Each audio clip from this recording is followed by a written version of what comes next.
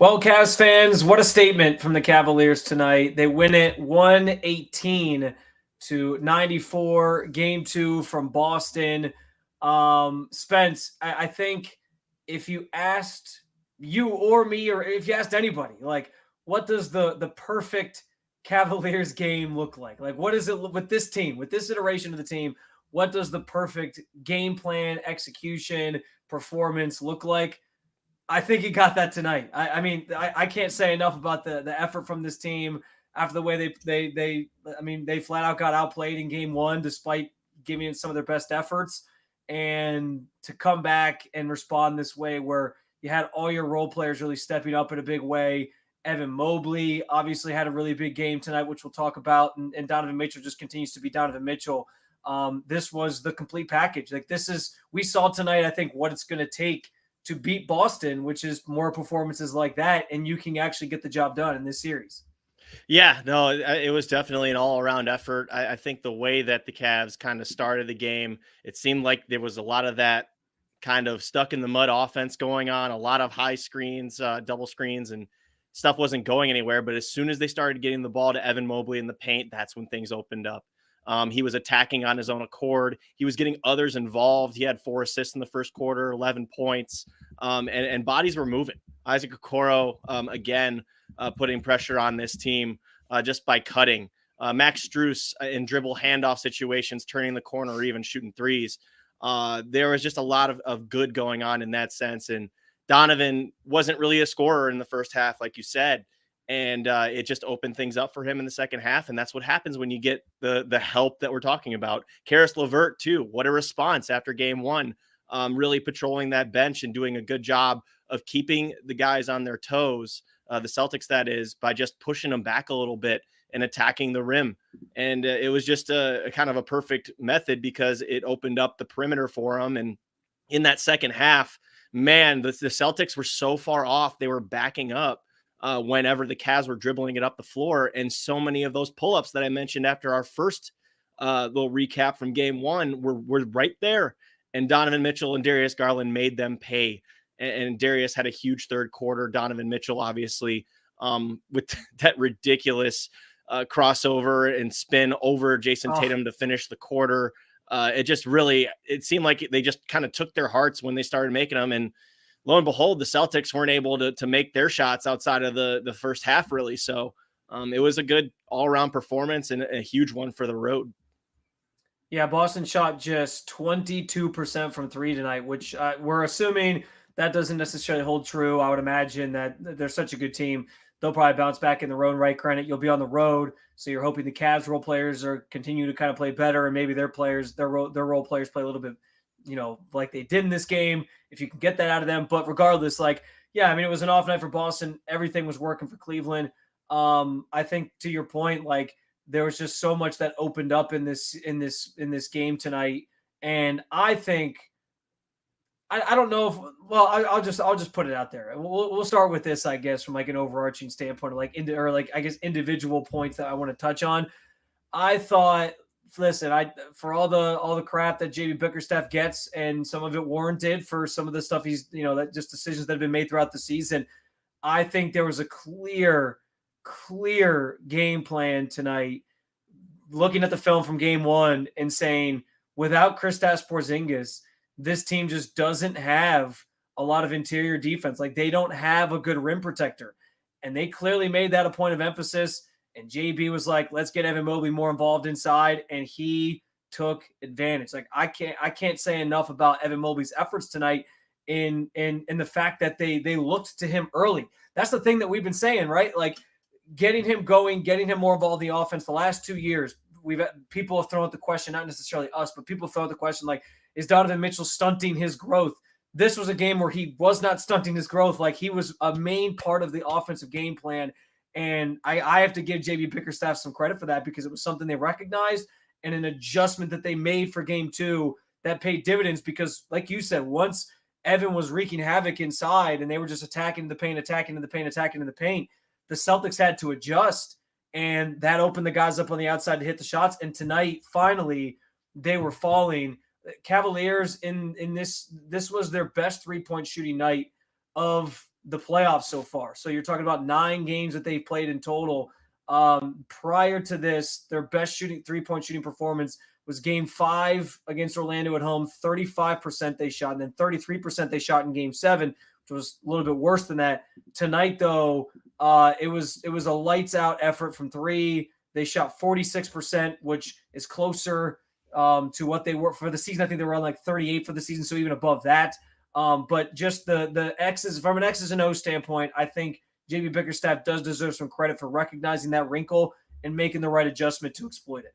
Yeah, and I think a lot of credit has to go to Evan Mobley as well. Again, early on, he had a mismatch against Derek White early, and he kicked it out to 3 for Isaac Okoro. And I know there were just a ton of groans from Cleveland Twitter after that one, which is understandable. You got a guy who's 5-6 inches shorter than you, and you don't go over the top. But to Evan Mobley's credit, he went in there and just started to go at Al Horford. I think that the job he did too, not just in the pocket, but in face-up situations, turning the corner in transition, even just using him as a passer was just a terrific way to get him some confidence. And, he hit a couple of mid-rangers too, and really, we saw him shoot a 3 for the first time since, I don't know, a couple of weeks or whatever, since Jared Allen was out. And he took 2 of them. He shot 2. Yeah. He shot 2. Yeah. So, I mean, a lot of credit for Evan Mobley to open up that game, but you got to give a lot of credit to the Cavs for the way they came out in the third quarter, though. That was, I think, the real pedal to the metal that they were looking for. They maintained the pace. Again, Darius Garland hitting 3 threes in that quarter. Donovan Mitchell really asserting himself. Man, the footwork looked great. It really did. It just looked like he just had that like kind of pep in his step. He had a split double team where he spun and finished with his right. He had another one. Beautiful. He had another one where he toe tapped in between 2 guys and had a nice little right hand finish. It was just a gorgeous thing to watch. And again, to his teammates' credit too. I mean, Max Strus knocked down a couple threes as well on some driving kicks, and really, a lot of confidence from those. So it's big time. It's big time for the Cavs to do this on the road. And on the other end, the Celtics, some reason, game 2's other teams just shoot well against them. That happened in first round against Miami. But honestly, the Cavs didn't even shoot that many threes tonight. They were just incredibly efficient.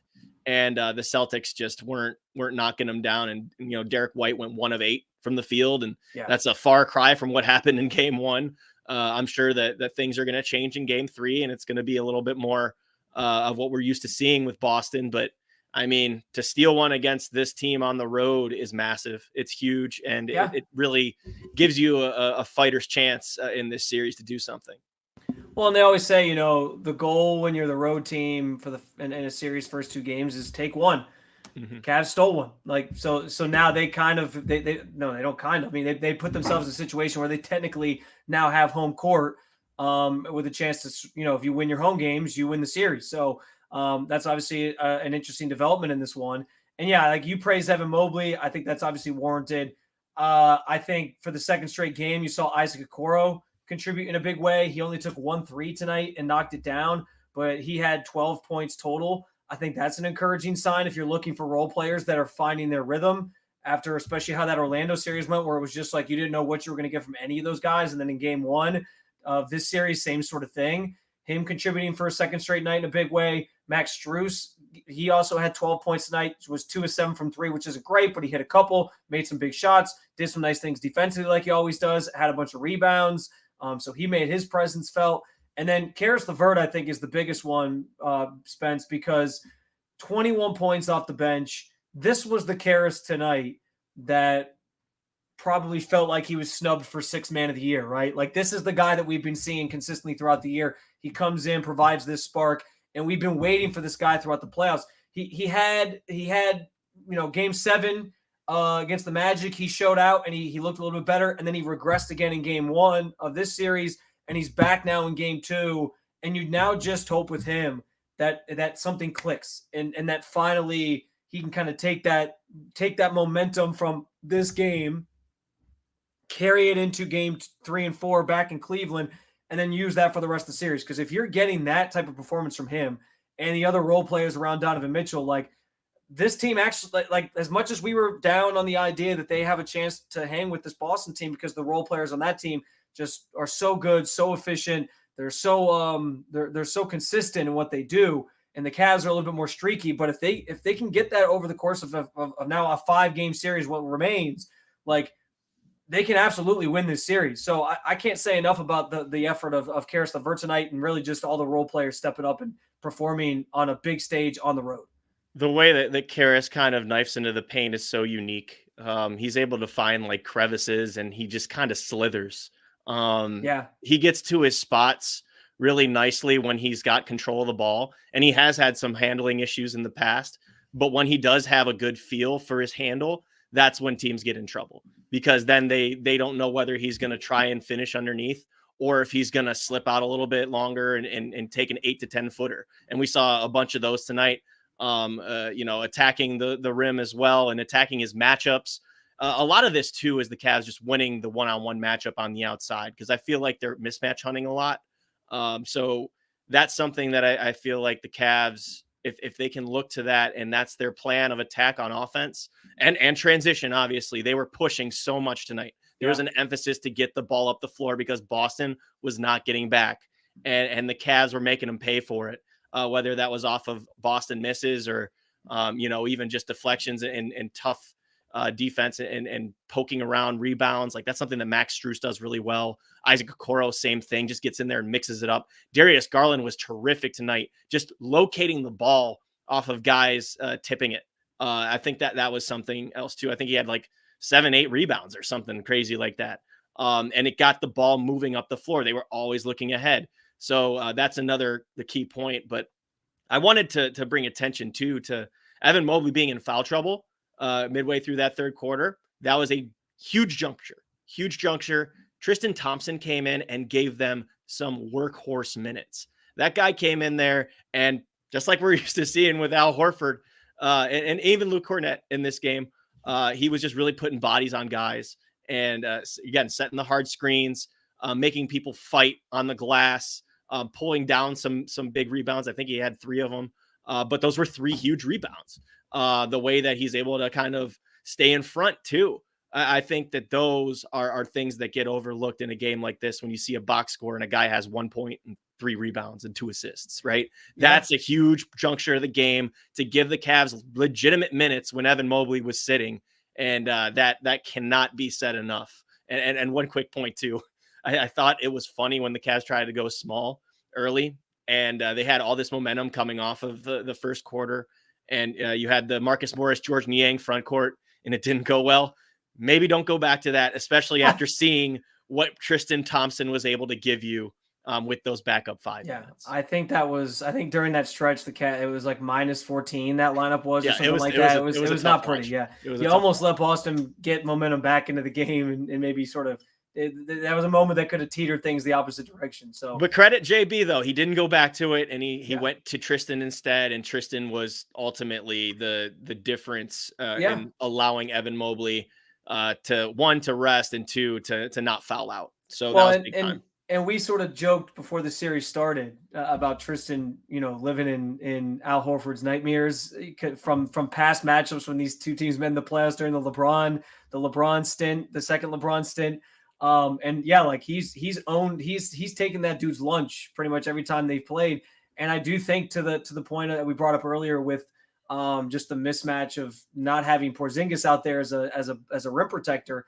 Without him out there, I think the Cavs can play a guy like Tristan Thompson a little bit more, because they know that in spurts, like they're going to try to use that to their advantage and have somebody that is more physically demanding in there. And I think that works to their advantage. So I thought it was interesting that he did get some time tonight. He played 10 minutes, and that's, a difference maybe from this series, in this series and others, where you can play a guy like that and he can give you something meaningful rather than maybe what you would have seen in the last series. Oh, he played a little bit in last series as well, especially in the later games. Just real quick on Donovan Mitchell, because again, another night where we're sitting here saying like we're running out of adjectives for the guy. But I thought in referencing like this being almost the perfect Cavs game with this build up of the team and how they're built, I thought it was like a perfect night for Donovan Mitchell, where he really seemed to thrive, and it fueled him later on in the game that his teammates were like rising to the moment with him. Like the last couple of games, it's been a lot of like watching him and being and just being in awe of his greatness and him ascending again to reminding everybody that he is this superstar player. But tonight it was like he didn't have to score early because others were doing it. And then as the game went on, you saw him shift. Like it's the exact thing that people picture with their star players. It's like, okay, start out, do what you got to do, get guys involved, build confidence for your teammates. And then when the game shifts to that fourth quarter and you're trying to put a team away, just take over. And he took over and added to his scoring, finished with 29 points. He's now up to, I did the math on it, I think he's like either just shy of 150 or like right at 151 points. He's now scored across 3 games in less than a week span, six straight or 6 days, which is pretty damn remarkable. Or no, I guess that's over 4 games now. I apologize. So over 4 games, he's now scored 151 points, 4 games in 6 days, which is incredible. He continues to cement his Cavs legacy, his just legacy in terms of the player that he is. And I mean, we can't say enough about him, but I thought tonight was just one of those nights where he was fueled by the fact that he got his teammates involved early and they were aiding him in his efforts. It wasn't just him having to do it all. Yeah, and that's what superstars do, right? Like, and basketball is a rhythm game, right? So he was just focused on uplifting his team's confidence by still giving them the shots that they've been missing, and yet it works out in their favor because at the half he's not gassed. What did I say last post game we did? They're done if this guy is playing 24 minutes of the first half and he has nothing left and his usage is like at 50%, right? So this allowed him to kind of, I don't want to say coast, but just kind of get a feel, right? Because he didn't have his best offensive like scoring half in that first half, and yet he was still getting his teammates involved. It was a tie game at the halftime, and then coming out, that's when he started to really lock in and get to his spots. And again, pull-ups for him and Darius Garland really, I think, opened things up, and it changed the way the Celtics had to defend too, because then they started sending 2 at the ball when he had the ball in his hands. And when they send 2 at Donovan, now you're shifting them. No matter what, you're shifting the defense. And that's when you saw Max Strus start to make his shots. That's when you saw other guys start to cut. And that's basketball. You got to make teams change what they do. You can't just be stuck in these half-court sets with a couple picks up high and hope it works. It doesn't work like that. So you get teams shifting, you're going to give yourself a chance. And if I may, Donovan, I think that the point where the game really broke was when he had that 3 that went off the glass and in. The bank, the bank was coming off. Bank's open late in Boston. Oh my goodness, that was what he did. Like a little shrug after that, and I was like, all right, maybe it is their night, because that was something else. But I will say this too, defensively, even though the Celtics weren't shooting all that great, the Cavs were so much more connected this evening than they were in game 1. It was just so good to see how disciplined they were. They weren't jumping on pump fakes. They weren't overdoing their switching too much. Like they knew how to time it right. They knew how to get around and make sure that a hand was always in someone's face, and they ran guys off the line. They did such a good job of forcing them inside. And that's why the Celtics, the majority of their offense tonight was on free throws. And I could argue that 4 or 5 of those trips to the line were egregious. And part of that was Jason Tatum. I thought, again, Max Strus did a really good job on him and Jaylen Brown. Same with Isaac Okoro. Evan Mobley did a good job of putting his hands up too, and altering a lot of shots. Just again, all around, it was a good night for them. And that's something you hope you can carry into Rocket Mortgage Fieldhouse on Saturday. And that crowd's going to be on fire. Oh yeah. I mean, they were demanding. They said they wanted Boston on Sunday, so now they're going to get them with a series tie 1 apiece. That crowd's going to be raucous, man. And I can't wait to hear it. But I can't help but wonder, Spence, what Jarrett like we talked about a little bit after game 1, but with him coming back into the lineup, and you saw Mobley get used a little bit more tonight, stretching the floor. If he can kind of revert back to that 4 spot, stretch the floor a little bit, not have to be the only guy inside, and Jarrett Allen's in there. And we just talked about how there's a mismatch there because there's no Kristaps Porzingis right now, and they just don't have a great rim protector. because Al Horford's not the defender that he used to be. I can't help but wonder like what that does for this series potentially. And listen, I understand like the Celtics are still a juggernaut offensively. They're going to make their own adjustments, come back in game 3 and try to kind of right the ship here. I'm not doubting that in the least, but at any moment, Jared Allen could return. And I get a little excited about the idea of him now going back into this lineup, especially after tonight, where you saw that was an area that the Cavs exploited with this against the Celtics team. And knowing you now have that offensive and defensive threat there, and you can use Evan Mobley in different ways, something to keep an eye on, because I think that's potentially an interesting advantage for the Cavs going through the next 5 games.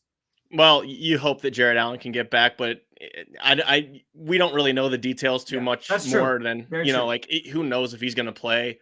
I don't really see Dean Wade coming back either. I know that there was some reporting that he was going to come back. Maybe he does, and maybe he does push it and try to get some, limited minutes. But I will say this too, though, that the Cavs, they out rebounded the Celtics tonight, 44-31.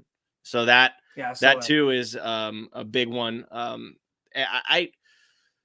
It's hard because Jarrett's dealing with something that when you breathe and when you're trying to lift your arm, that it hurts, right? So that's hard when you're somebody who lives in the pain. If it's a guard, even maybe, then you're still like, okay, maybe you could push through that. This one, again, I'm no doctor here, but like that's painful, and and it's clearly something more than just a quote unquote bruised ribs, right? Like it's leaving him out, and he wants to be out there so bad. You can just tell when you see the look on his face and the way that he started this postseason off for Cleveland. So it's tough break for him, but again, kudos to Evan Mobley for responding to game 1 tonight. Did a heck of a job, and big time ups to Tristan Thompson for holding the fort down too. Yeah. And that's very fair. I don't want to speculate on anything, but I just the thought of that and the idea that maybe at some point he's healthy enough to play again, I think is an advantage for the Cavs. Let's get out of here the same way we did the other night, Spence. Give me something that you were encouraged by tonight. There's obviously a lot to go off of there, and something that maybe was a little discouraging as we turn the page to game 3. Encouraging is obviously the quote unquote supporting cast helping out Donovan. That's the key, man. And it seems so simple, but it is. If other guys are going to be able to score 10 to 12 points for you, then that's going to be a huge difference. And then another one, again, they kept Boston to 34 attempts from 3, I think 34 or 35. JB Bickerstaff's goal was under 40. They responded to that. So those are the 2 best takeaways I think I could give you. Negatives from tonight, honestly, pretty hard to find. But don't go back to George Niang and Marcus Morris at the 4-5. I just don't think that there's enough athleticism and quickness on the feet there to keep up with Boston in that regard. So, and again, going back to one more encouraging thing, they didn't turn the ball over again. They took care of it all right. They didn't give Boston too many, 10 tonight, 10 tonight, which was double what they had in game 1, but Boston had 15. Boston had 15. Yeah, you can overcome 10. I've been really impressed by this entire series so far. I mean, it's only 2 games, but especially with Derek White and Drew Holiday on you, that's not easy. To only have 15 turnovers in 2 games, I mean, you'll take that, any day of the week. If you're an NBA coach, like that's a really encouraging thing. You almost wonder if like just how difficult that Orlando series was, where it was just steals and takeaways galore because all the passing lanes were so clogged up. Like if that almost prepared them better for this series where there's a little bit more space to operate and stuff, so they are able to take care of the ball better. I'll start with my discouraging thing and sort of off of your point on that stretch of time with that specific lineup. I just continue to be discouraged by George Niang. Somebody, I forget who it was, but somebody was talking about how he at one point was like coming into this year, like he was the best 3-point shooter from the corner, like in the postseason in recent history. Like he's always been, that's been his spot. That's been his thing. And he's just giving you like nothing this postseason, which is unfortunate because that was a role player off the bench that you were hoping to count on. And a guy like, if you can get him going too, it adds another element to this team, an offensive threat to this team coming off the bench that really could give the Cavs a spark around Donovan Mitchell and support. And then encouraging, I think to your point, like just the role players hitting their shots, which again, we've simplified it so many times as saying like they just got to make them. They just got to make them. They finally did that tonight. But I also just think you already waxed poetic about Evan Mobley. I'll give you a little bit more because, I mean, I thought having the offense kind of run through him, or especially early in the game, get him going, get him confidence, take advantage of a mismatch inside, and that allowed him then to sort of bounce around and do some different things, take a couple threes. The way they utilized him, I think, is like the vision for Evan Mobley that a lot of people have. And so I was very encouraged by that, and hopefully they can keep that going. And if Jared Allen gets back at some point, I imagine you'll see a lot more of that from Evan Mobley. So I think that was all very good. Guys, we can't thank you enough for watching and sticking with us for we're up to 25 minutes now of talking to you guys, but we enjoy doing these with you. We hope you enjoy the analysis. You can follow along. We'll be back after game 3, which will be back home in Cleveland, which we're obviously excited about. We'll be coming to you from the arena. So you can follow along at the Cavs Insider YouTube channel, but also keep up with the latest news, stories, articles, updates on Jared Allen, anything you're looking for at si.com/NBA/Cavaliers. Appreciate your guys' viewership. We'll talk to you guys soon. Back in Cleveland for game 3. Cavaliers win it tonight, though, and it's a 1-1 series coming back to Cleveland for the next 2 games. We look forward to talking to you guys again soon. Otherwise, have a great night.